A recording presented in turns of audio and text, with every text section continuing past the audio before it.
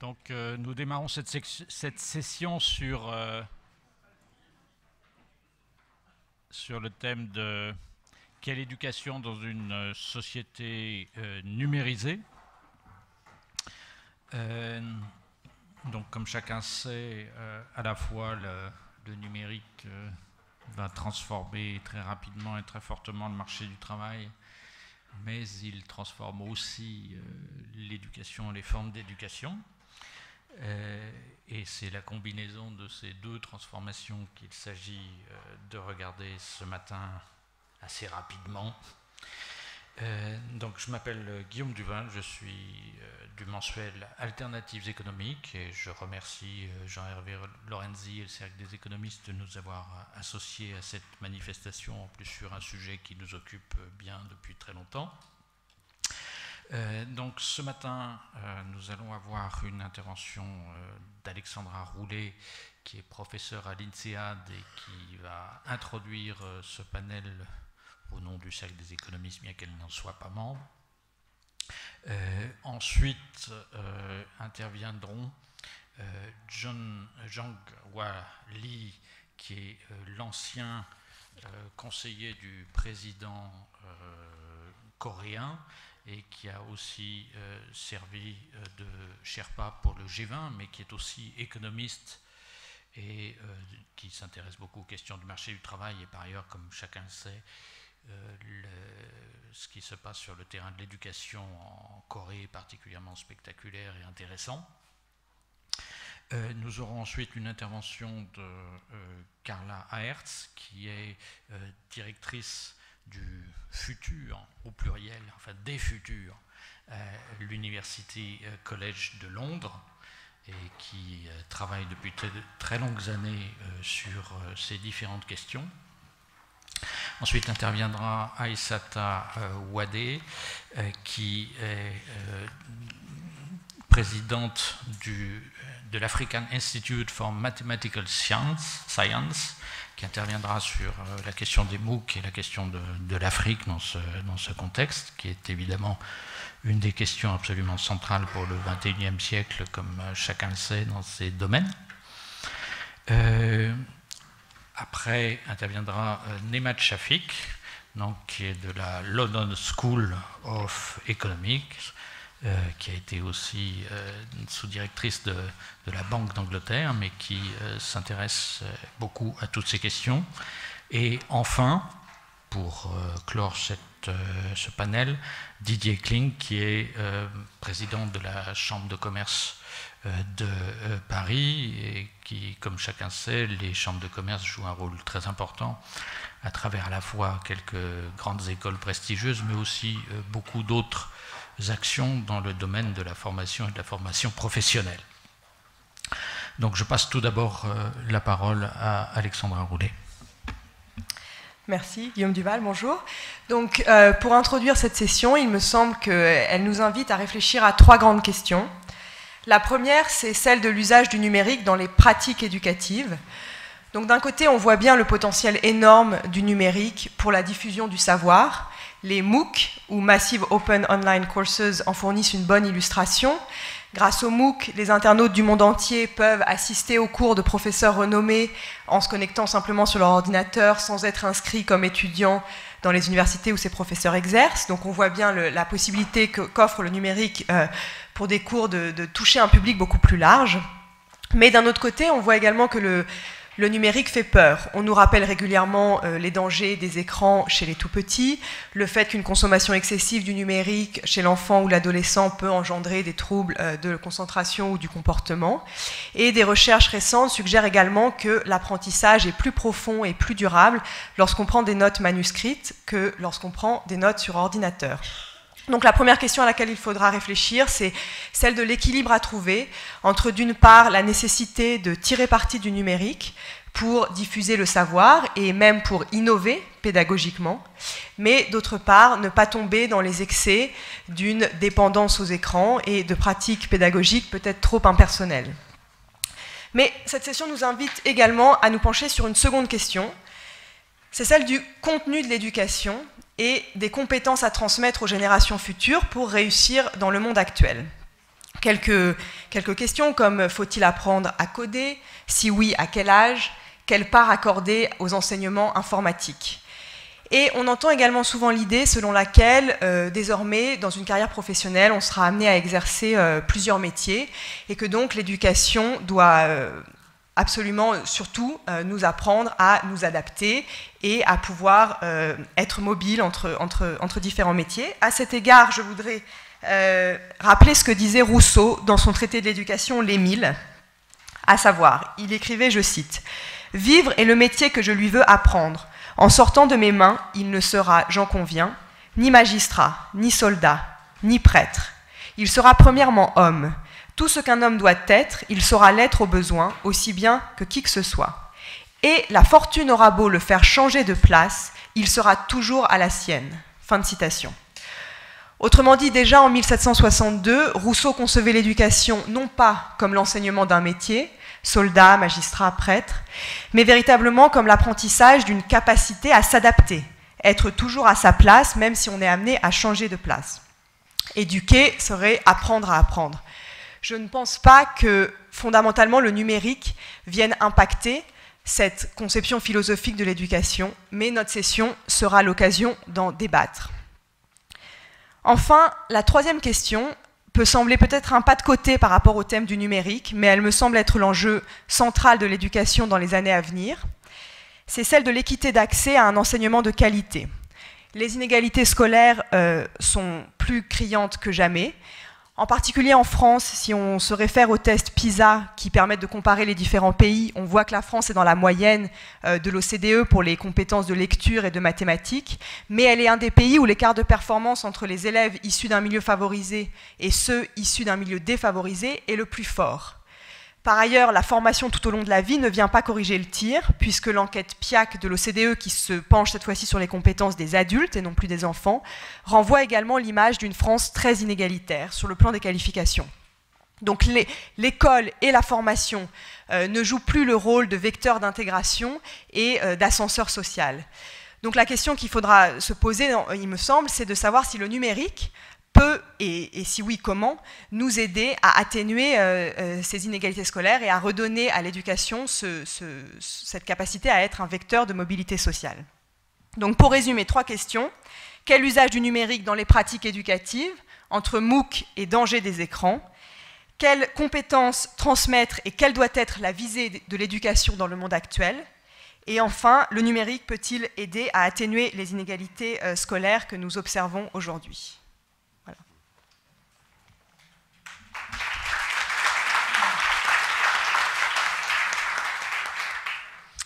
Merci Alexandra Roulet. Je ne suis pas sûr qu'on trouve des réponses à toutes ces questions dans l'heure et demie qui nous est accordée. Mais je vais maintenant passer la parole à Carla Aerts pour nous dire ce qu'elle en pense avec sa longue expérience maintenant de la question du numérique dans l'éducation.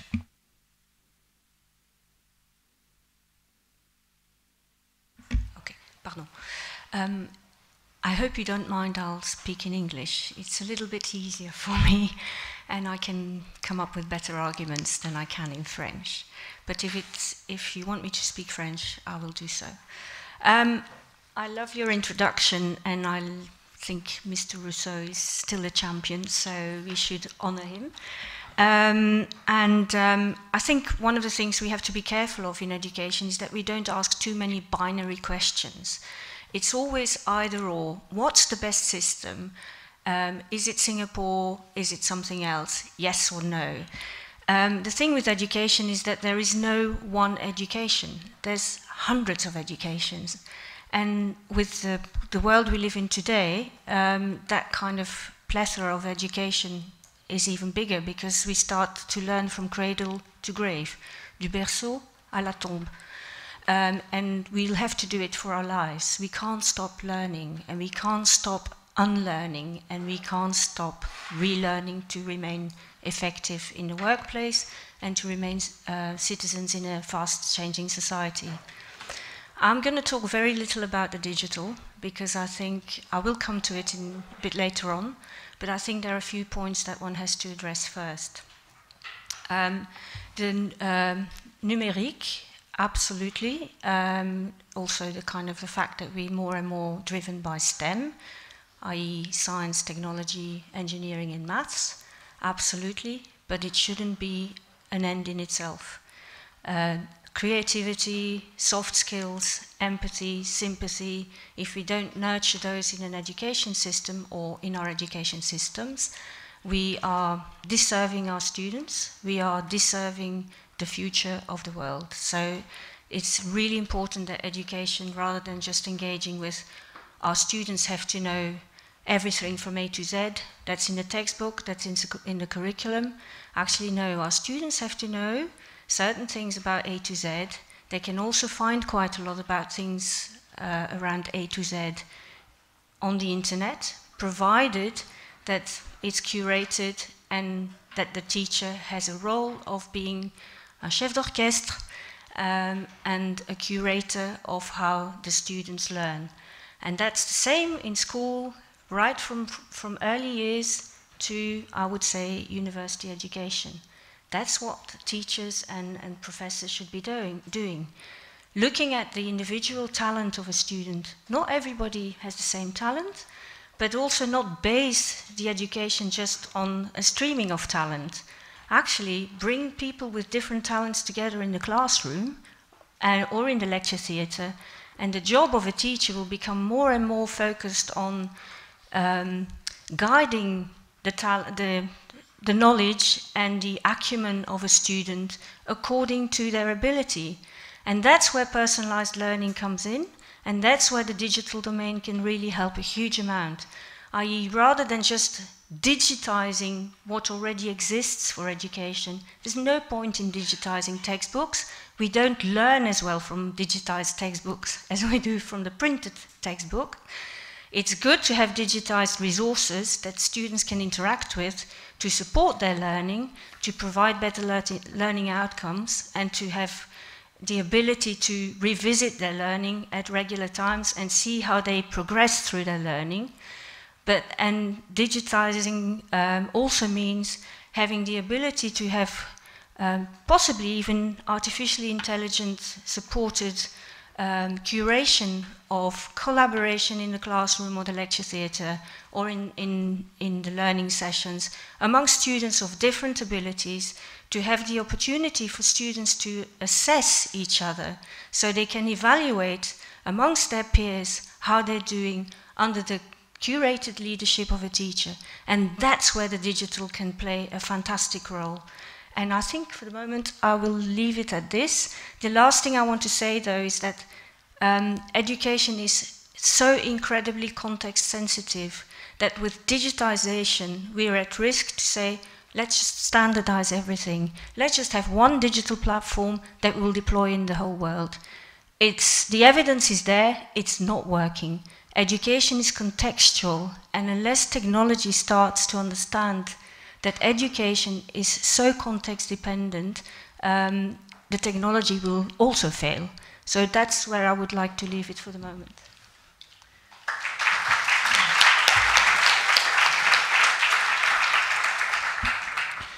Merci beaucoup. Donc, il ne faut pas penser les systèmes éducatifs sous un mode oui, non, quel est le meilleur, etc. C'est beaucoup plus compliqué que ça.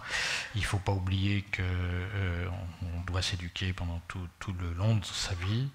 Le numérique pourrait pour autant jouer un rôle très important, à la fois pour individualiser davantage les apprentissages, mieux s'adapter aux différences entre les personnes, mais aussi faire collaborer davantage les étudiants, les faire s'entraider. Et enfin, il ne faut jamais oublier que l'éducation est très liée au contexte, et donc le risque existe qu'à travers le numérique, on veuille tout standardiser, ce qui serait voué à l'échec. Je peux ajouter une petite chose. Dans ce contexte, il faut vraiment valoriser l'enseignant. Si on ne valorise pas l'enseignant, on a des problèmes. Et dans beaucoup de pays, l'enseignant est une profession qui n'est pas valorisée, qui n'a pas de valeur. Si on ne commence pas à valoriser l'enseignant, on ne va pas améliorer l'éducation. Maintenant, j'arrête. Merci.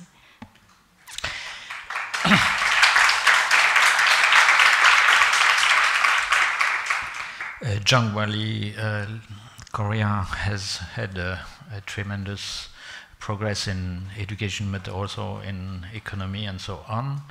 How do you see this evolution and the future of education with digitalization of education and so on?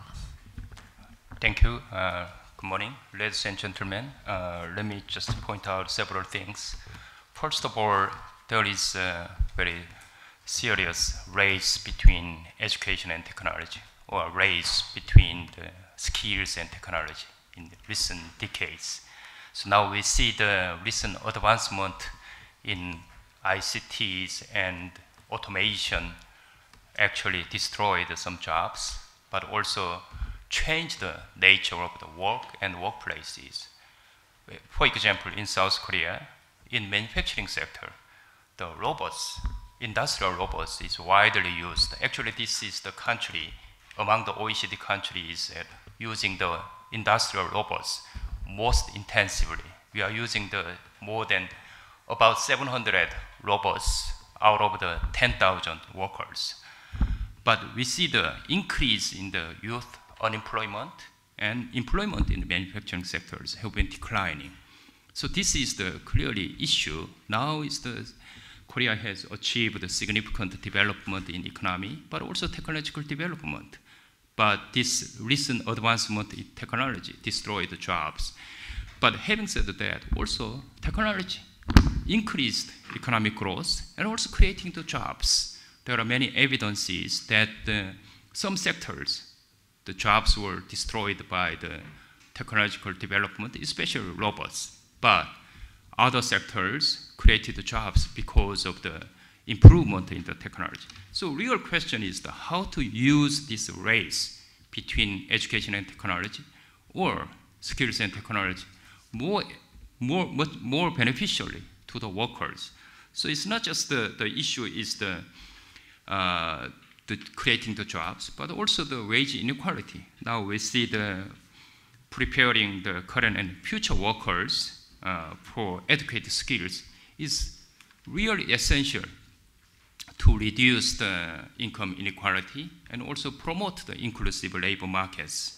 Of course, I'm not saying that education or skills are the only important factor for income inequality. There are many, many factors which is maybe as important as the education and skills in determining income inequality. But clearly, I mean, how to preparing the current workers or future workers with educated skills would be very important for inclusive economic growth. So the point here is that education has a vital role to make the people equipped with the right skills to prepare for the futures. So what kind of skills? I mean, that's the very important issues. We are not just saying the technical skills, but all kinds of skills, especially interpersonal skills, and expert emphasize that non-routine cognitive skills, such as the critical thinking, creativity, and collaboration and communication would be important for the futures. So we need to discuss how to reform current education system. Of course, I mean, he mentioned that maybe Korea has been doing well in terms of the maintaining quality of the education system, but trying to match the speed of change in the industrial structure, we are also struggling to meet that challenge. So the issue is more complicated because we are trying to prepare today's young people for the skill of tomorrow. So we need to predict what will happen in the tomorrow. So what kind of the skills would be important for tomorrow? We are not just saying that this will be the basic education. So we need to link the basic education with a higher level of education to make the people will be trained for the future. So this issue is I want to just emphasize a couple of things. Maybe this is a very complicated story, but first of all, good quality basic education is still very, very important because we need to start with good background to continue to improve yourself, I mean, for the future. So we need to first discuss improving the basic education because this will actually help to people to improve the future skills. And then in the basic education, I still believe the quality of teachers are very, very important. I mean, because they should learn from the teachers. I mean, we are not just providing the digital equipment will help the students to improve their skills. Some people actually point out just providing the upgraded device may hurt their improving their skills for the future, because they are just playing with the device, but they are not really adequately trained for the future skills. So teachers, that's very important, and then how to design curriculum, that should be very important. Let me just emphasize my last point. Going back to the East Asian education system, like the Japan, Korea, or even the China, where we can say that formal education have been doing well to train the students to meet the demand from the industrial sectors, maybe compared to some other countries. But the question is how to improve lifelong learning. This is the clearly problem in many countries, but also in the emerging economies. From my experience in South Korea, also my teaching in China, I think still there are big gaps in between the formal education and lifelong learning education system. Because now we need to discuss you're trained in the formal education system, but once you join the labor markets, certainly you find out skills are improving and technology are changing very rapidly. So you need to match that kind of the system. But the current system in many Asian countries, once you got a good degree from the universities, your salary is just determined by your qualifications, and then even though you are trained very good throughout your career, that incentive is much, much smaller compared to the industrialized countries. So I'm saying that I'm not saying that this is very easy to improve or build lifelong education system, because going back to my original remark that the race between the skill and technology really, really require to improve the lifelong education system. So this is the clearly challenge I think this is not a challenge only to South Korea, but everywhere. Thank you very much.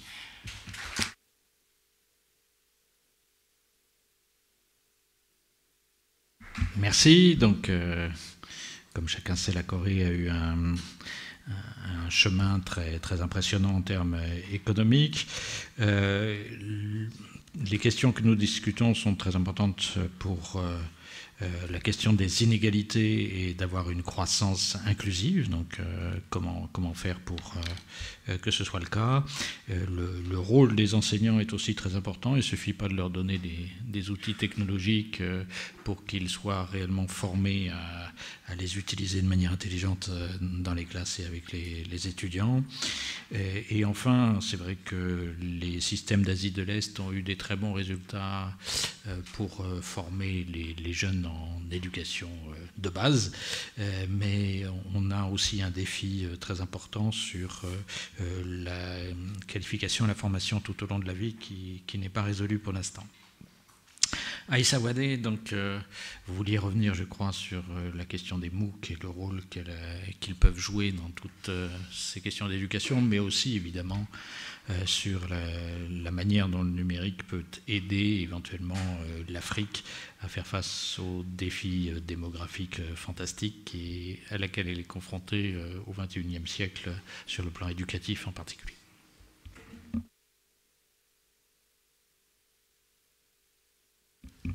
Merci. Je commencerai par dire que nul ne doute que la transformation de l'enseignement supérieur par le numérique est en marche.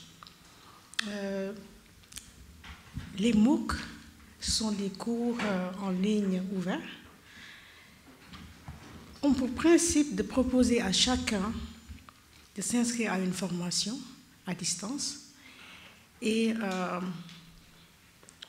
de suivre à son rythme. Donc les MOOC offrent une éducation simple, personnalisée et adaptée aux besoins d'un large groupe.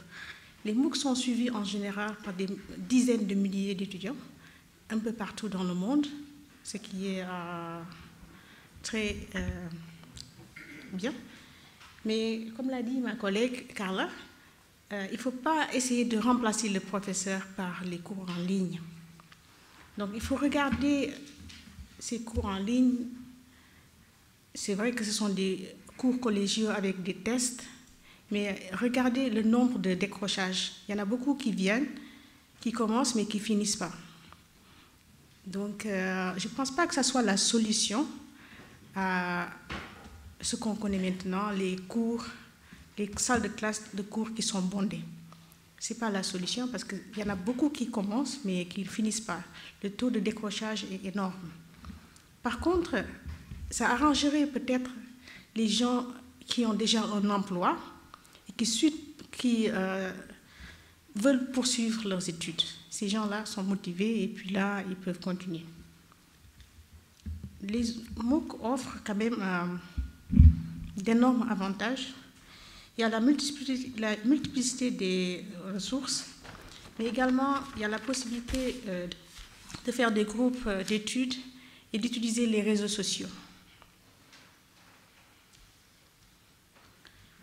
C'est vrai qu'il y a pas mal de problèmes avec les MOOC parce que s'il y a une dizaine de milliers de personnes qui prennent le cours, mais il se pose la question de corriger les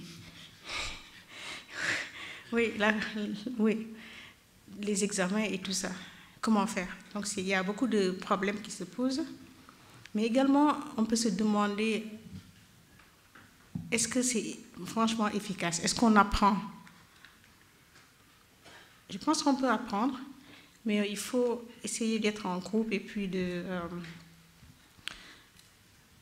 apprendre, d'avoir quelqu'un comme un tuteur ou bien je dirais un adjoint qui gère le MOOC de manière très bien. On ne peut pas essayer d'apprendre tout seul, il faut utiliser tout un groupe, un groupe d'études pour cela.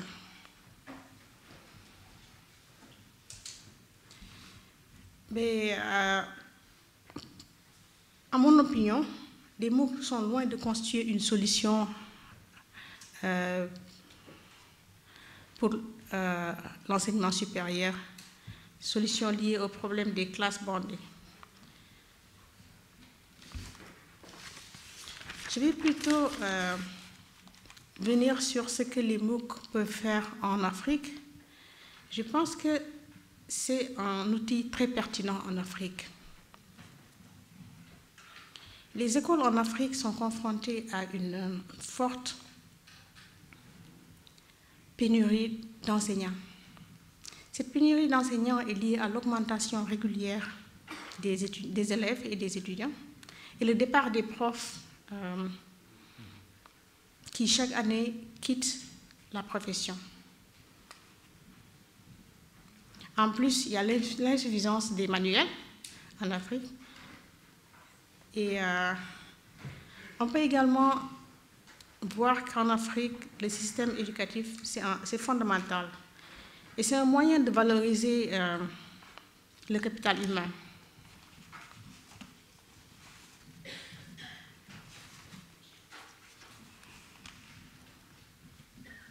Donc, il faudrait intégrer les MOOC et les mobile e-learning dans le système africain. Je pense que c'est une solution pour résoudre pas mal de problèmes dans le système africain. Contrairement à l'Occident, je pense que c'est plus approprié dans un système africain. Je vais revenir un peu, comme l'a dit mon M. Divan. Vous savez que d'ici 2050, la part de la population africaine va atteindre les 2 milliards. Et 75% de cette population va avoir moins de 25 ans. Donc, si on regarde le système actuel, donc ça voudrait dire que chaque jour, on va construire des classes. Parce que la croissance ne permet pas, dans les universités actuelles africaines, de bouffer tous les étudiants. Donc, il faut trouver une solution. Et moi, je pense qu'une solution, c'est le e-learning. je pense que je vais m'arrêter là.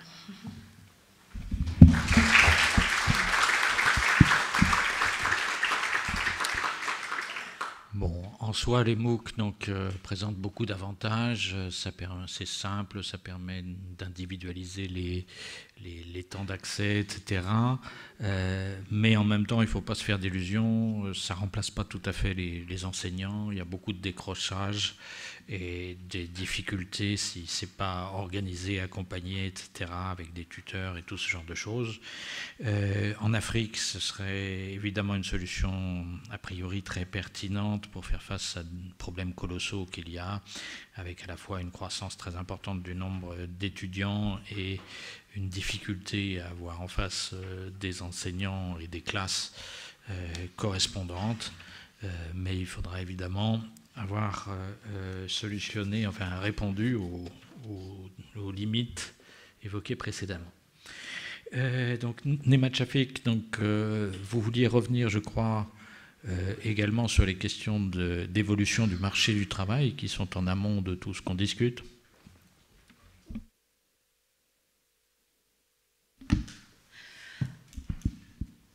Good morning, everyone. I wanted to focus on three themes. First, what digitization is going to do to the labor market. Of course, education isn't just about preparing people for the labor market, but that's an important part of what it's about.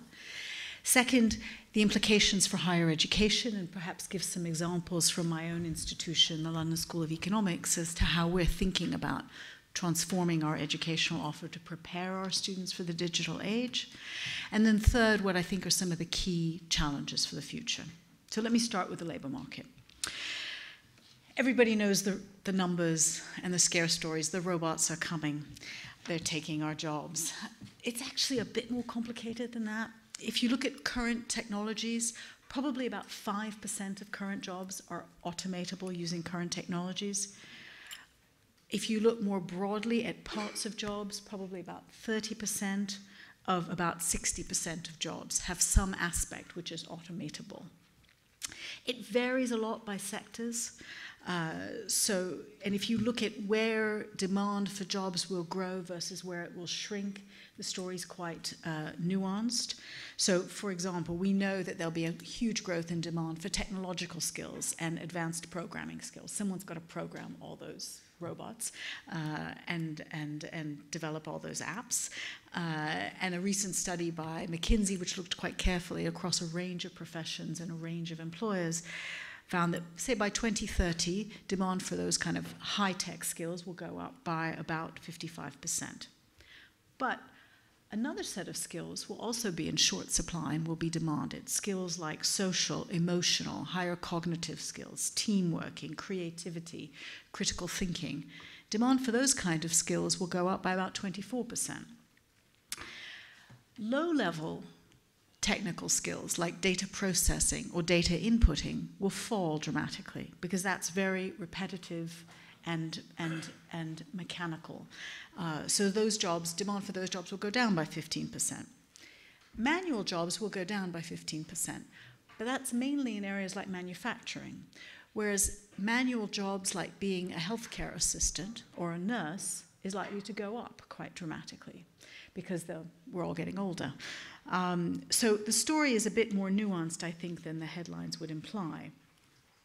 I think one of the biggest issues that this raises is what's going to happen to inequality as a result. So, for example, if you look at some recent data from the US about where the Department of Labor thinks there will be growth in jobs over the next decade, what you find is that they estimate, and these estimates are highly uncertain, but something like there'll be 135,000 new tech jobs, but there'll be 1.2 million kind of low-wage health assistant, nurses, personal assistant type jobs. So a very small number of high-tech, high-wage jobs, and a very large expected growth in low-wage jobs. Big issues around inequality and what happens to the labor market in that. But in that context, if we say that that is what lies ahead and we need to prepare young people for that kind of labor market, what does it mean for particularly higher education, which is what I'm going to focus on. We want our students to be able to have the digital skills to operate in this world, but we also know that not everyone is going to be a high-tech programmer. And what are the other skills that we need to provide people with to flourish in this labor market? Let me give, I think the best way I can illustrate is to give a couple examples of some of the things we're doing at the LSE. There is obvious implications of digital for just the basic things that we do in universities, provide students with reading lists, provide feedback on exams, and all that sort of thing. Increasingly, most of our lectures are recorded. So more than 90% of lectures given in the school are recorded, and students can go back and listen to those lectures. And that's not very technologically complicated, but what's interesting is how that is used. So we see that students don't tend to listen to those recordings until just before the exams. And then there's a huge spike in students using those recordings to revise for their exams. Very sensible. Increasingly, we're going to try and give lecturers access to how that data is used, how they listen to them. So for example, if you give an hour-long lecture and every student repeats the bit 15 minutes into the exam, you know that that bit wasn't very well explained. And so this kind of use of data analytics, I think, will become a much more common thing in higher education. We have a course, for example, that we do for all first-year students. We call it LSE 100. And it does two things. It tries to teach citizenship and exposes all students to the big issues of the day, things like climate change, fighting poverty, lessons of the financial crisis. The first time we did it, we wheeled out our very famous professors, Mervyn King teaching about the financial crisis, or Nick Stern talking about climate change. But what we found is students preferred to flip the experience. And so we put those lectures online, they listened to those famous professors online, and then they came and worked in groups to collectively solve problems and debate the issues together. I think on MOOCs, we have not been great proponents of MOOCs, but I think they do serve an important public purpose in public education. I think there are many ways to do this. We have 250 public lectures at the LSE, open to anyone, can walk in off the street and listen to them with, prime ministers, presidents, leading Nobel laureates, people from all over the world. But we also have podcasts of all of those. So 13 million people download those podcasts every year. And so I think that's an important complement to MOOCs, which give people sort of bite-sized learning opportunities open to all members of the public. Like everyone, we've also experimented with short online courses, executive education, fully online courses increasingly is something we are looking at. But I note that even though we are injecting digital opportunities in all aspects of higher education at the LSE, the thing our students want most is contact hours with their professors. So in the end, it is no substitute for the opportunity to sit in a room with a very clever person and test your brain out on theirs. So I just leave you with that thought. Let me identify some of what I think are some of the key challenges for the future. First is that we need to make sure that our curriculum keeps pace with technological innovation. I think all students coming to an institution like ours have to be able to have basic digital skills, and I think we are increasingly thinking about providing basic data science skills. Just like you learn a language, this is another language that an intelligent adult needs to know. It's also important for our faculty because they will increasingly be using data sciences in their research. I think the second big challenge is going to be that the way technology supports pedagogy. We've talked a little bit about that, MOOCs, online learning, flipping the classroom, and so on, gamification of learning and the opportunity to use games. That will have to be a big part of everything we do. Third, which I'll just leave a note with you, is that everybody mentions lifelong learning. We have tens of millions of workers around the world who need to be retrained in this huge transformation we have ahead of us, and yet every country in the OECD is reducing expenditure on active labor market policies. Huge issue, and something we need to tackle frontally. And finally, I think the other huge challenge for the future is that in an era in which trust in experts and trust in facts and evidence is in decline, I think higher education has a particular responsibility to inject facts, evidence, rigor into public discourse, and we need to find different ways of doing that, providing open access educational opportunities for everyone, and providing the tools to help workers adjust to this very different labor market that we are about to enter into. I'll stop there. Thank you.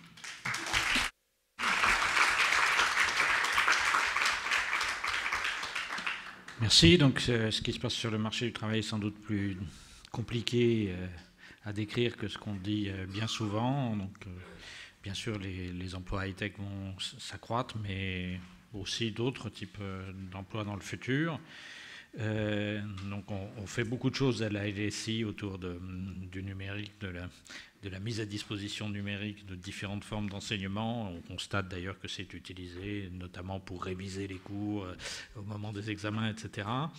Mais ce qu'on constate aussi, c'est que finalement, la demande des étudiants reste très forte d'avoir un contact direct avec un enseignant et que ça ne se substitue pas à tout ça. Donc il faut qu'on veille à ce que nos programmes soient en accord avec les changements technologiques, que nos étudiants soient bien à même de traiter les données, etc., dans les formes actuelles. La question de l'éducation tout au long de la vie est une question absolument centrale et qui n'est pas forcément très bien réglée aujourd'hui dans les pays développés. Et l'enseignement supérieur a une responsabilité très forte justement pour lutter un peu contre les fake news et redonner confiance aux gens dans les informations et les données auxquelles ils ont accès, notamment en ligne. Didier Kling, donc, vous êtes à la croisée de ces deux chemins du marché du travail et de la formation supérieure, mais pas seulement.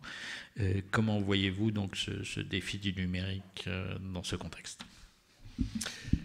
Merci beaucoup. Je m'inscris volontiers dans les pas de celles et ceux qui m'ont précédé, à la fois bien sûr sur l'analyse du marché du travail. C'est assez frappant de voir qu'un pays comme la France, qui peut être classé dans les pays développés, consacre 150 milliards d'euros par an à la formation et à l'éducation, dont 30 milliards pour l'enseignement supérieur. Et en dépit de ces sommes assez considérables qui vont être accrues, puisqu'il y a un plan de développement qui a été annoncé par le gouvernement, 15 milliards, 10% de plus, nous avons un taux de chômage très important, mais quand on analyse un peu, on voit bien que le taux de chômage n'est pas du tout le même sur le degré de formation des personnes intéressées. Autrement dit, les personnes qui sont très formées ont un taux de chômage qui est de l'ordre de 5%, et les personnes qui sont moins bien formées ont un taux de chômage qui peut monter, les non qualifiés, qui peut monter à 18% en moyenne. Donc on a un vrai problème de formation qui est important à résoudre sur notre territoire, et nous, Chambre de commerce, on a dans cet ensemble une responsabilité particulière. On doit répondre à une question qui est simple en soi. Comment pouvons-nous former les hommes et les femmes qui seront utiles demain au développement des entreprises ? Et cette question simple, elle a deux sous-questions. La première, c'est que faut-il enseigner ? Et la seconde, comment faut-il enseigner ? Comment transmettre le savoir ? Sur la première question, que faut-il enseigner ? Il y a un tas d'interrogations qui peuvent être évoquées à cette occasion. J'aurais simplifié en disant je suis frappé de voir qu'aujourd'hui, on enseigne des matières, une par une, comme si on les enseignait en silo. On enseigne l'économie, on enseigne le droit, on enseigne la santé, on enseigne... En réalité, ce dont on a besoin aujourd'hui, c'est, me semble-t-il, d'avoir une formation qui est aussi transversale que possible. Je suis frappé des réflexions que nous menons pour certaines de nos écoles. L'INSEAD a sans doute les mêmes interrogations, qui se réduisent par exemple pour le management de demain, c'est-à-dire dans 10 ou 20 ans, c'est quoi le management, c'est quoi l'enseignement qu'on doit adresser à nos étudiants ? Est-ce que c'est uniquement la matière financière, le management, la matière commerciale, le marketing, les relations humaines ? Est-ce qu'il n'y a pas d'autres dimensions ? Est-ce que le management de demain peut commodément être enseigné uniquement dans ces écoles de gestion, très remarquables par ailleurs, sans qu'il y ait une articulation forte avec une école d'ingénieurs ? Je vous laisse le choix. Mais nécessairement, lorsqu'on parle de finance, on parle de mathématiques et on voit bien qu'on est à la frontière.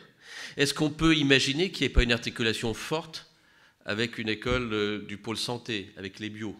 L'intelligence artificielle nous y invite tout naturellement. Et donc, on est plutôt sur des domaines transversaux. Il faut arrêter de travailler en silo. Et je suis frappé de voir que dans le projet de loi actuel en discussion, en France, sur la formation professionnelle et l'apprentissage, on travaille totalement en silo, à partir des branches professionnelles. Je ne suis pas certain que ce soit la meilleure solution. Deuxième élément de réflexion pour moi sur l'action elle-même, c'est de dire on a besoin à la fois d'avoir une formation très pointue, c'est ce qu'attendent les entreprises, et en même temps une capacité d'adaptation parce qu'on sait bien qu'on ne fera pas demain le même métier qu'aujourd'hui. En venant, je lisais dans la presse quotidienne, je ne parle pas simplement des robots qui vont remplacer peut-être demain les agents d'entretien ou les conducteurs de véhicules. Je voyais dans les services, dans la banque de détail, la réflexion qui était menée clairement par nos amis banquiers, c'était de dire on doit totalement évoluer parce que les métiers ne sont pas les mêmes, ne peuvent pas être les mêmes. Et c'est la raison pour laquelle, dans nos écoles, la réponse qu'on a apportée, nous, on forme dans 19 écoles 60 000 personnes, donc on a dans des domaines très différents. Mais la réponse globale, c'est nous revenons à Rousseau. Il faut former aux humanités. Et on a à l'ESSEC, par exemple, une semaine entière, Imagination Week, et on permet aux étudiants de rencontrer des professionnels de l'art, des philosophes, dans des domaines très différents, pour ouvrir l'esprit et former à l'esprit critique. Et on fait de même dans toutes nos écoles. Le centre de formation industrielle, c'est vraiment les métiers de la réparation automobile. Même chose, c'est une semaine pour ouvrir l'esprit de manière à acquérir cette mobilité. Deuxième question, la transmission des connaissances. Je ne vais pas revenir sur toutes les études beaucoup plus savantes qui sont largement au-dessus de mon domaine de compétences, sur ceux qui disent mais c'est quand même étonnant qu'aujourd'hui on enseigne encore comme on le faisait il y a quelques siècles dans des salles de classe.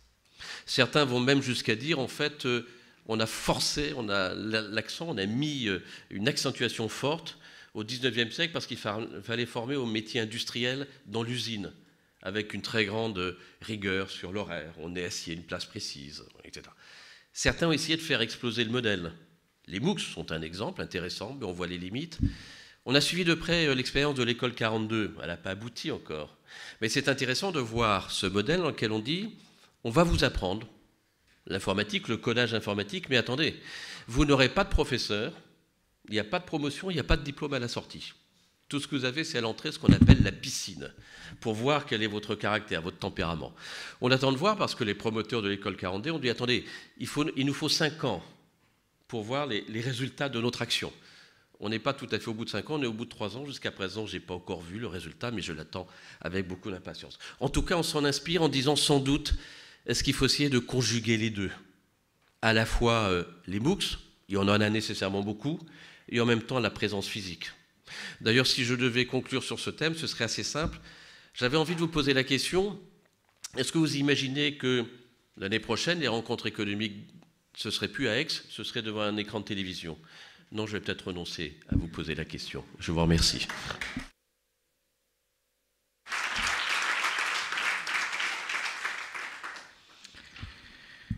Oui, donc les problèmes des formations, ils se posent sous 2 angles. Que faut-il enseigner et comment transmettre? Sur le que faut-il, donc il y a toujours la question des silos. Donc on enseigne beaucoup de matières toujours de manière très, très divisée. Est-ce que, par exemple, pour ce qui concerne l'enseignement du management, il ne faudrait pas se rapprocher davantage des écoles d'ingénieurs ou des écoles de bio, enfin du domaine des sciences de la vie, compte tenu des évolutions futures. Donc, est-ce qu'on doit continuer à enseigner aussi dans des salles de classe? Est-ce que c'est toujours actuel? Est-ce que vraiment le numérique peut simplement remplacer tout ça? Donc, c'est des questions compliquées auxquelles la Chambre de commerce réfléchit activement. Est-ce qu'il y a des envies de réagir parmi notre panel aux interventions des uns et des autres, de rebondir sur ce qui a été dit par d'autres acteurs?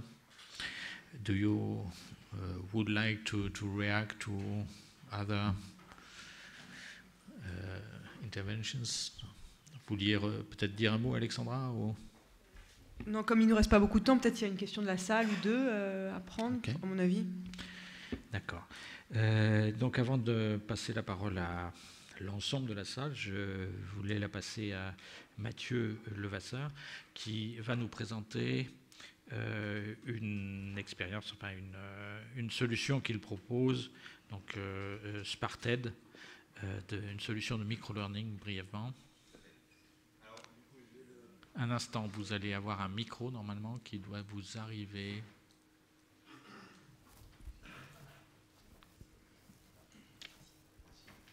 Merci beaucoup.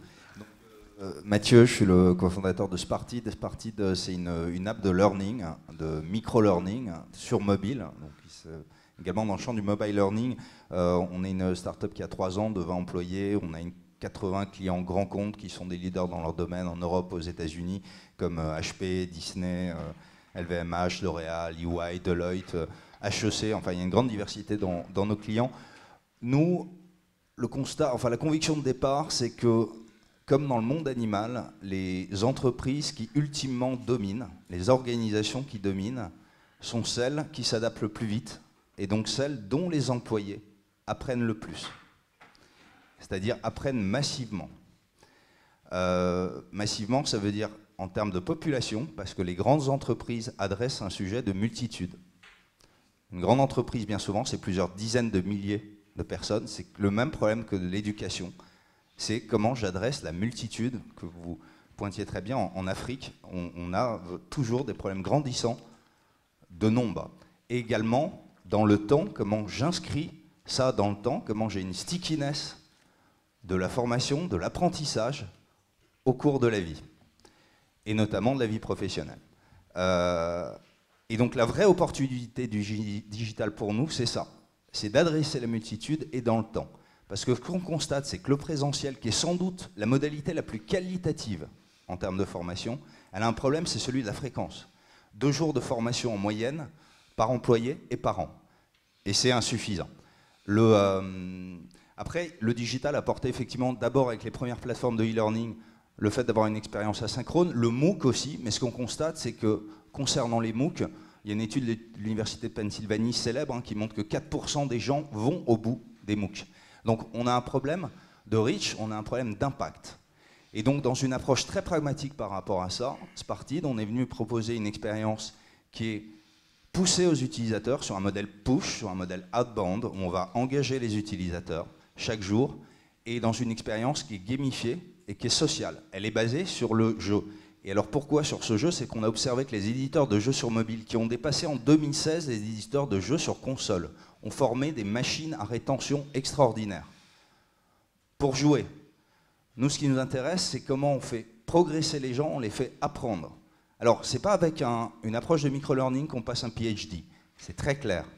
Mais en revanche, c'est comme ça qu'on crée des réflexes, c'est comme ça qu'on crée une approche rituelle où on va commencer à rentrer dans une logique de connaissance. Et c'est cette logique de connaissance, cette habitude qui s'inscrit dans le temps, dans une expérience qui prend en compte la réalité de ce qu'est un millennials aujourd'hui, qu'on juge ça positivement ou pas. C'est-à-dire que la manière de consommer l'information a changé profondément. On veut des expériences toujours plus courtes et toujours plus excitantes et faciles. Je ne dis pas que c'est bien, ce n'est pas notre propos. On dit juste que c'est une réalité. Et ce qui est intéressant, c'est de faire découvrir de nouvelles choses aux gens. Dans toute mécanique de learning, il y a une sortie de la zone de confort, la découverte de nouvelles sensations. Et c'est ce qu'on vient proposer si on fait rentrer massivement des employés ou des apprenants dans cette expérience. Là, on peut passer à des choses qui ont beaucoup plus d'impact dans le temps et encore une fois de façon massive. Voilà, je vous remercie. Merci. Est-ce qu'il y a d'autres interventions? Madame, oui. Oui, bonjour. Si vous pouvez vous présenter brièvement, juste. Absolument. Anne de Mester, je suis chargée de mission approche par compétences pour l'Université d'Aix-Marseille qui vous accueille aujourd'hui. Et je suis très sensible évidemment à tout ce que vous avez dit. Donc je voudrais vous signaler que cette grande université qui rentre dans sa phase de nouveaux contrats de formation à partir de la rentrée prochaine a déployé une grande expérimentation et il y a 14 de ses facultés plus l'Institut d'études politiques d'Aix-en-Provence qui transforment leur pédagogie. Donc c'est quelque chose d'extrêmement compliqué, mais on a des équipes très motivées. Nous mettons en place également des formations à distance, hybrides avec accompagnement, beaucoup de projets en faveur de l'innovation pédagogique avec des financements, fonds d'investissement pédagogique, primes d'engagement pédagogique. On accompagne les enseignants avec des formations en pédagogie aussi.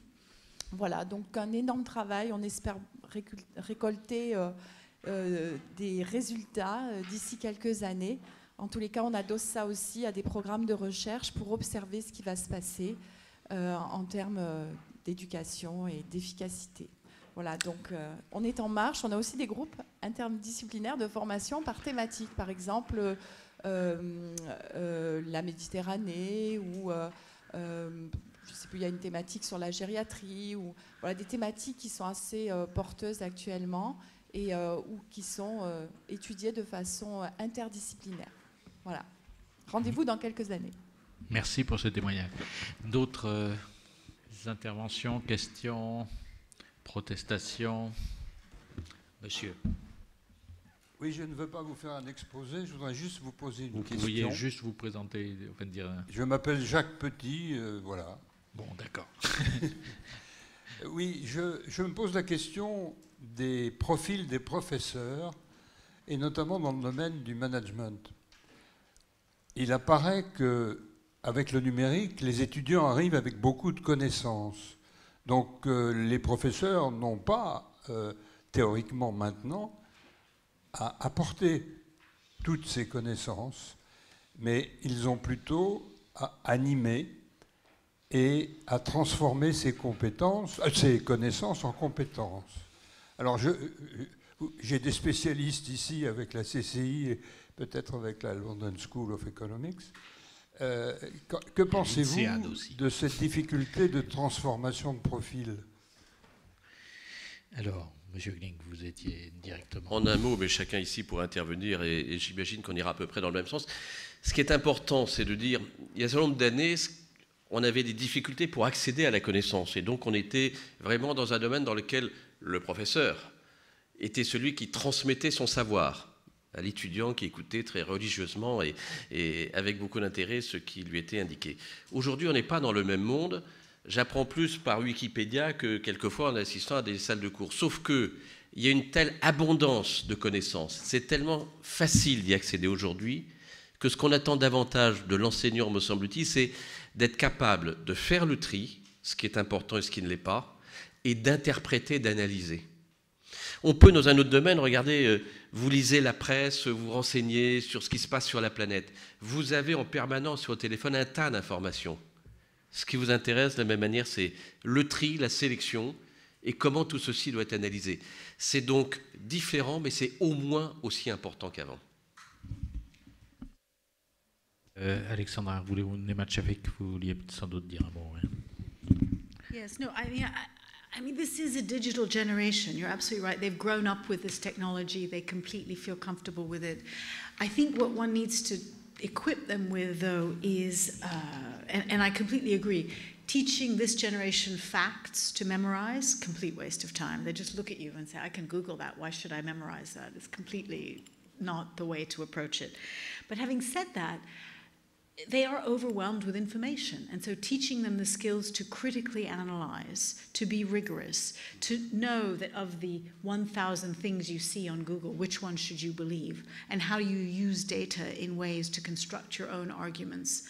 I think it's that set of skills, that value added, is where education needs to play a role. So they are very familiar with it, but they're, as we all know, information isn't knowledge, and it's the transforming of the vast amount of digital information they have access to and turning that into real knowledge and hopefully wisdom is, I think, the challenge for education.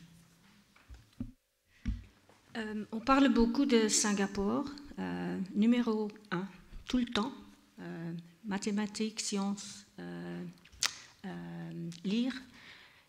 Pourquoi est-ce qu'on met le modèle singapourien en France? Non, non, non, non, non. On apprend ce qui marche à Singapour. Qu'est-ce qui marche sur Singapour? Les enseignants sont aussi des rechercheurs. ils font de la recherche. Qu'est-ce qui marche dans ma classe? Si ça ne marche pas, je ne le fais plus.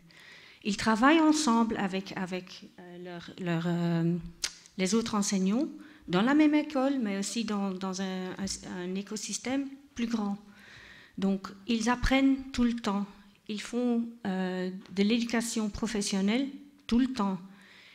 Dans un environnement qui vraiment augmente et qui aussi leur donne une valeur importante. Donc les enseignants sont des gens qui veulent être enseignants, qui sont passionnés de l'éducation. Donc je ne crois pas que ça soit le cas dans tout le monde. Si je pense à l'école, j'en connais d'autres. Et aussi à l'université. Par exemple, en Angleterre, les profs qui enseignent, d'habitude, sont payés beaucoup moins que ceux qui font de la recherche. Qu'est-ce que ça veut dire, ça? On n'a pas de valeur en tant qu'enseignant? Si on ne change pas ça, l'éducation ne va pas changer. D'autres aspects d'enseignement, c'est aussi la technologie. Comment est-ce qu'elle peut aider l'enseignement? Jusqu'à maintenant, la technologie à l'école, ça n'a pas marché. Parce qu'on a introduit quelque chose qui réplique, mais qui le réplique vraiment bêtement et tout à fait ineffectif. On a de l'enseigneur,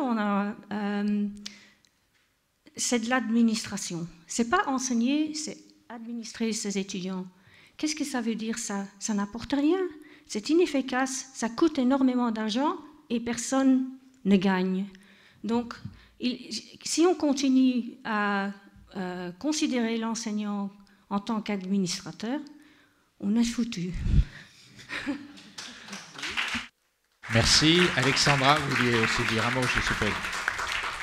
Non, juste une phrase pour répondre à la question de monsieur. C'est vrai que devant une classe de MBA, maintenant, il peut se passer qu'un élève pose une question à laquelle je n'ai pas la réponse et qu'un autre élève trouve la réponse sur son téléphone. Et il n'y a aucun problème avec ça. En revanche, je pense qu'en termes de formation des enseignants, la thèse, qui est le sésame pour accéder à un poste de prof dans une école du supérieur, reste une très bonne formation qui nous prépare très bien à enseigner aux élèves et donc en effet aussi en faisant de la recherche etc. Malgré le fait que maintenant les élèves ont accès à tout un tas de connaissances en ligne. Bon, je ne voudrais pas faire le vieux con dans la bande, mais je pense que les questions de mémorisation et de connaissances sans avoir besoin d'aller sur Google sont quand même pas négligeables, mais c'est une autre affaire. D'autres...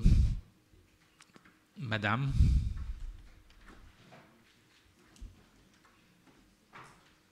Bonjour, Kim Tran, je suis directrice marketing et data dans une entreprise de jeux vidéo. J'ai une question, on a un peu touché du doigt tout ce qui est lifelong et curriculum et l'importance. Quelle est vous, en tant qu'institution éducative, votre responsabilité et les initiatives que vous prenez pour accompagner les gens et les entreprises tout au long de la vie et pas juste les préparer au moment où ils rentrent dans la vie active? Pardon. Bon, question directe. Au-delà des happy few, des exécutives MBA, etc. Ah, ça c'est pour Didier Kling, alors. Non, mais avec plaisir. Je citais tout à l'heure le chiffre, nous formons 60 000 personnes tous les ans. Je n'ai pas donné la décomposition, dont 30 000 au titre de la formation continue. Donc on accompagne tout au long de la vie, parce qu'on sait très bien que le métier qu'on exerce aujourd'hui, c'est pour une dizaine d'années, il va falloir changer. D'où le fait qu'effectivement, il faut à la fois... disposer de ce socle commun, les fameuses humanités que j'évoquais tout à l'heure, être capable d'apprendre en permanence, être capable de manifester son esprit critique, son analyse, la synthèse, et en même temps approfondir une technique, parce que ce que recherche l'entreprise, c'est aussi la technique précise dont j'ai besoin, est-ce que vous pouvez me l'apporter? Donc on est nécessairement dans cet ensemble très vaste, tout au long de la vie, on doit côtoyer les enseignants, c'est un vrai bonheur pour nous. Vous vouliez dire quelque chose, Nematchak? One thing that worries me is I think workers are going to be much less attached to their employers in the future because they'll turn over much more quickly. I mean, already I think on LinkedIn, the average CV has 20 jobs on it. That's the average. So already we're seeing this very high turnover. And it means that employers will have less interest in training their workers because they're going to move. And I think that's a big public policy problem. And I think it means, and yet we know that the best on-the-job training happens in the workplace. And so I think we have a big dilemma from a public policy point of view of how we're going to finance this. Some countries, Singapore, for example, is given everyone in the country gets a $500 credit every year for training. It's like a voucher program. And you can use it at various training centers to skill yourself. It's not clear whether that's been successful or not, but it's an interesting experiment. And I think we need to be looking at more and more experiments like this, which enable people to have training that is financing of training that is portable as they move through different jobs, or if they are self-employed, which is also another growth area. Alexandra, vous vouliez dire un mot? Non, simplement pour répondre à ce que vient de dire Nemat Shafik, la France fait partie de ce genre de pays et pour l'instant on ne peut pas dire que les premiers pas aient été très prometteurs dans ce domaine. Ça a eu la question de l'individualisation de la formation professionnelle est compliquée. Mais Didier Kling veut peut-être dire... Non, d'accord. Ok. Madame. Bonjour, je m'appelle Anne Ratier, je suis formatrice d'anglais tout simplement, on va dire. Ce qui est passionnant dans tout ce que vous venez de dire, je crois aussi, c'est qu'on est obligé de sortir d'une certaine verticalité maintenant de l'enseignement et que justement tout ce qui est transversal, partir aussi beaucoup de ce que l'apprenant peut proposer ou ce que les situations qu'on rencontre en entreprise, partir des gens aussi plutôt que d'être toujours... Enfin, on est obligé de... On est dans une certaine forme d'humilité quand on est maintenant... On est dans un accompagnement plus que dans un enseignement, je pense. Mais c'est personnel, ça. Merci pour tout, en tout cas. Merci. Ça n'appelle pas, je pense, des réponses immédiates, mais je crois que Madame voulait aussi intervenir.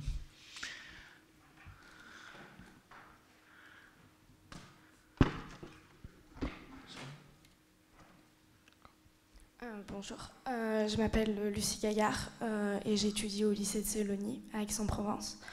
Je voulais savoir si est-ce que vous avez peur, enfin est-ce qu'il y aurait une possibilité que les élèves, les étudiants n'ont plus envie d'aller et d'étudier dans des établissements vu que tout est accessible sur Internet et qu'on ait notre propre opinion du coup. Alors, est-ce que l'avenir de l'éducation et de l'éducation supérieure est menacé? Est-ce qu'il va y avoir une désintermédiation de l'éducation? Je ne crois pas, non. Il y a des modèles qui déjà existent où les étudiants font presque tout en ligne et ça ne marche pas quand même tellement parce que l'éducation est quelque chose de social. Et comme vous le disiez avant, ce que les étudiants veulent, c'est le contact avec le professeur, c'est le contact avec les autres étudiants, parce que c'est là où l'apprentissage vraiment se passe. Si vous êtes devant un écran toute la journée, vous n'allez pas apprendre beaucoup de choses. Vous allez recevoir beaucoup de l'information, et si vous avez une aptitude pour l'analyser et faire quelque chose avec, vous allez apprendre quelque chose. Mais ce qui se passe en apprentissage, c'est quand même des aspects métacognitifs et collaborateurs qui améliorent l'apprentissage. Et seulement l'écran ne va pas faire ça. Donc, peut-être quelques élèves qui ont des difficultés d'aller à l'école ou d'aller à l'université bénéficieront quand même d'avoir quelque chose sur l'écran. Et il ne faut pas vraiment qu'on ne fait pas ça quand même. Mais d'habitude, éducation, c'est social. C'est dialogue, c'est communication. Et c'est là, et ce sont des aspects métacognitifs dans l'apprentissage. Et c'est là où on apprend. D'autres réactions là-dessus, Nemat Shafik? I think also it's important to remember that for whatever reason, our society has turned universities into the stage in life where you transition from being a child to an adult. In primitive societies or in ancient societies, you would go join the military or you would have some rite of passage. But in our modern societies, universities have become that. And so that transition to independent life is a big part of it. You know, sometimes parents say, oh, when they were in school, they were taught for 30 hours a week, and at universities, they only get taught 8 hours a week. That's the point. You need them to go to become independent learners, to be able to not be taught all day, but to go and figure things out for themselves and then verify.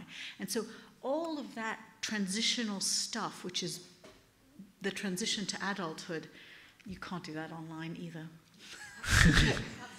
Ok. Monsieur, pour la dernière question, non?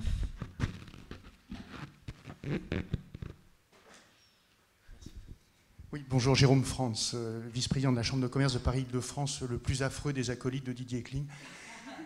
Non, en fait, je voulais réagir à la question de cette courageuse jeune fille, bravo, parce que pour intervenir devant des vieux comme nous, c'est très bien. Alors moi, depuis tout à l'heure, et à vous écouter, j'ai une espèce d'abîme qui s'est ouvert sous mes pieds, et finalement, vous avez réussi à m'aider à conclure ma réflexion, et en me disant, et pardon de vous contredire, je pense qu'effectivement, mais vous l'avez déjà dit, c'est exactement l'inverse de tout ce que vous avez dit et de tout ce qui est en train de se passer. J'ai le sentiment, et c'est la question que je vous pose, j'ai le sentiment que l'enjeu essentiel de l'introduction du numérique et de tous ces changements profonds, c'est de rétablir le lien entre l'étudiant et son professeur. Mais vraiment, enfin pour moi, je pense que c'est un fil rouge. Si on n'a pas ça en tête, on ne va pas y arriver. Et j'irai plus loin, là c'est l'industriel qui parle, c'est que la mise en place, et monsieur le professeur, vous l'évoquiez tout à l'heure, la mise en place dans nos usines de robots, mais surtout de cobots, c'est-à-dire des robots collaboratifs, fait que si on ne réintroduit pas du lien humain entre nos autres collaborateurs et peut-être un autre lien, là aussi, on est sûr d'aller... enfin, pardon, mais on va vraiment se planter très grave. Voilà. Pardon, mais c'est une question aussi que je vous pose. Ok. Bon, peut-être un dernier tour de parole pour conclure. Aïssa Wadé, vous aviez envie de réagir aux différentes interventions, peut-être sur certains points? Juste pour, comme l'a dit la jeune fille, je pense que le e-learning ne peut pas remplacer la méthode traditionnelle, mais ça peut être vu comme un complément. Il faut le voir comme un complément à la méthode traditionnelle, et c'est là où on voit le plus. On a besoin du contact avec le professeur, parce que le professeur, c'est celui qui encadre la formation de l'étudiant. Moi, quand je donne un cours, là, on a donné un cours en ligne, et je vois que les étudiants, en fait, ils m'appellent, il y a des questions, ils m'envoient des questions par email, et c'est important, je fais des cours, en fait, live session. Et c'est là où ils sont présents, et ça les intéresse. Juste donner les cours en ligne, mettre les cours en ligne, ça ne suffit pas. Ça ne suffit pas. Ils ont besoin de quelqu'un qui est là et qui les motive un peu plus. Merci. Carla Hertz, un mot de conclusion? Il y a un modèle nouveau d'université aux États-Unis qui s'appelle Minerva. Ce ne sont pas les seuls d'ailleurs. Et Minerva a fait une chose assez intéressante. Et tous les étudiants vont à San Francisco et ils étudient pendant 1 an ensemble, mais en ligne. Et après, ils vont ils font des projets dans 7 villes internationales. Donc, ils vont à Paris, ils vont à Berlin, ils vont à Bangalore, ils vont à Londres, ils vont à Madrid. Et ils travaillent dans des contextes pas dans les silos, ils travaillent ensemble. Par exemple, quelqu'un qui est fait fort en mathématiques travaillera avec quelqu'un qui a plus de côté humanité. Ils font des projets ensemble qui sont gérés par l'université et par les entreprises. Et après, à la fin de 3 ans, ils font une thèse, ils présentent leur projet. Donc, ils sont dans la 3e année maintenant. La 4e année, c'est finir leur projet ensemble. On n'a pas encore l'évidence, mais ce qui est étonnant, c'est que les étudiants viennent de partout, ils ne font pas de marketing et ils n'ont pas assez de place. Donc, ça veut dire quand même quelque chose. Okay, John Wally, you want to make some concluding words? Sure, yes. Well, today this translation does not work. So, sorry for that. That reminds me, we cannot just rely on the new technology. We need. I should have learned French, but so maybe I'm just repeating some message others already mentioned. But one issue, maybe one important thing, is how to build the more globalized education system. Clearly, I mean, we discussed a lot of issues building the more efficient and effective and even more equitable education system within the country. But clearly, I mean, many countries like France can do a lot of things to help the underdeveloped countries to improve their education system. My own experience is that, especially this, we cannot really overcome the natural barrier like time zone, but South Korea is connected to China. Sometimes I'm teaching the online course to the student at the Beijing University. So it's like how to society has changed in South Korea compared to North Korea. So this kind of course, and then I'm trying to compare this experience to the development of China. So they, of course, I mean, they know what happened to the US and what happened to Europe, but sometimes this kind of experience helps the students to learn different value and then maybe the right lessons from the history of the neighboring countries, and then how to build their global value. So the role of the education system, a role of technology is not just within the country, how to improve the income distribution within the country, how to make the society develop much faster, but I think there are some role for the global economy. Ok, merci. Nemat Shafik, mot de conclusion? I guess I'd say two things. The digital revolution will change everything. It will change everything. It will change the way we work. It will change education systems. It will change everything. But some things will remain the same, just like with every revolution. People will still fall in love. People will make mistakes. Human interaction will still be important. We're still social creatures, etc. So I think one has to maintain that perspective that, yes, everything will change, but some things will stay the same.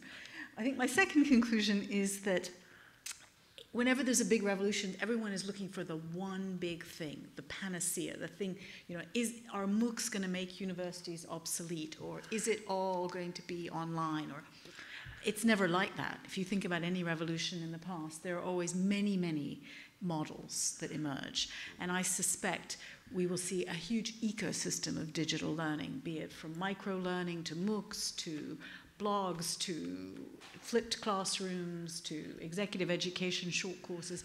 There will be a plethora of changes, and I think the challenge for us is to think about how to make sure we have an ecosystem where different needs are met by different models and that nobody gets left behind as a result of it. Merci, Didier Kling. Je suis d'accord, il n'y a pas de solution idéale, il faut rester très, très ouvert. Deux mots peut-être pour... Première, on a eu très très peur lorsque les MOOCs ont émergé. On s'est posé la question de savoir s'il fallait détruire tous nos bâtiments d'enseignement. On s'aperçoit que c'est plus compliqué que ça. Seulement, vous le disiez tout à l'heure, 4% vont jusqu'au bout. Donc il faut sans doute conjuguer les deux harmonieusement. C'est intéressant, on avait la même interrogation, on n'a pas le temps de le développer, mais sur la distribution. Est-ce que l'e-commerce va détruire le commerce? Non, ce n'est pas aussi simple que ça. Il faut là aussi conjuguer les deux. Deuxième conclusion, le statut des professeurs a eu tendance à décliner ces derniers temps parce qu'on s'est dit finalement tout le monde peut accéder à la connaissance, donc le professeur il n'en sait pas beaucoup plus que l'étudiant. C'est faux, parce que le professeur il a cette capacité d'analyser, de critiquer, d'interpréter. Et donc la grande compétence du professeur c'est en fait de pas tellement de savoir transmettre, c'est de surtout vous apprendre à apprendre. Et ça c'est important et ça mérite d'être valorisé. Bien, Alexandra, il vous reste très rapidement pour conclure. la tâche de rassembler tout ça. Oui, enfin, ce que je veux juste, ce qui me frappe en fait, c'est la convergence de vues qui se sont exprimées sur ce panel. Souvent dans les panels, il y a parfois des désaccords. On pourrait penser que l'éducation est ainsi parfois une question idéologique, donc il y aurait pu y avoir des désaccords. Mais là, sur l'interaction éducation numérique, finalement, on a vu émerger un consensus sur l'idée selon laquelle le numérique, les podcasts, les MOOC ne peuvent pas remplacer le face-à-face avec le professeur, mais peuvent apporter des solutions dans des contextes spécifiques. Je pense que c'est ça que je retiens de cette table ronde. Merci beaucoup et merci à ceux qui sont restés jusqu'au bout pour ce débat.